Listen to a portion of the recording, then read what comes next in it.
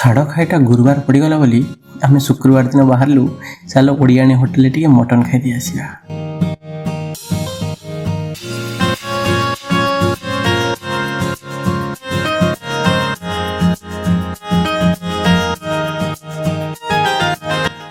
गाड़ी धरू समस्ते बाहरलु ओडियाणी होटेल।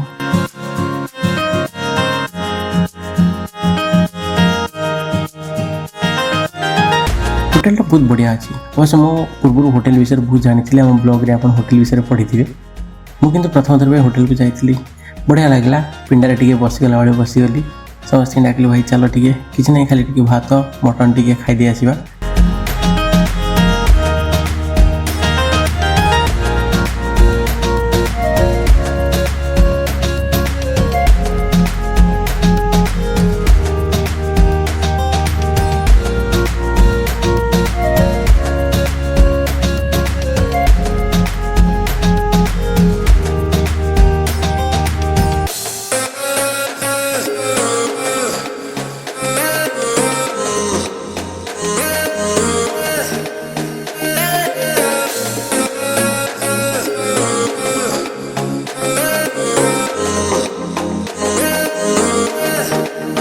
आमर यहाँ मटन मिल था तेणु भात डाली सांग मटन पछरे कोली खटा और पापड़ देते।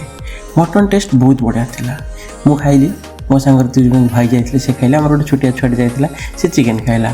भाई मानक भी मटन टेस्ट बहुत बढ़िया लगला मत भी बहुत बढ़िया लगला। जा हो छाड़ खाई ओडियाणी होटेल बहुत मजा आसगला।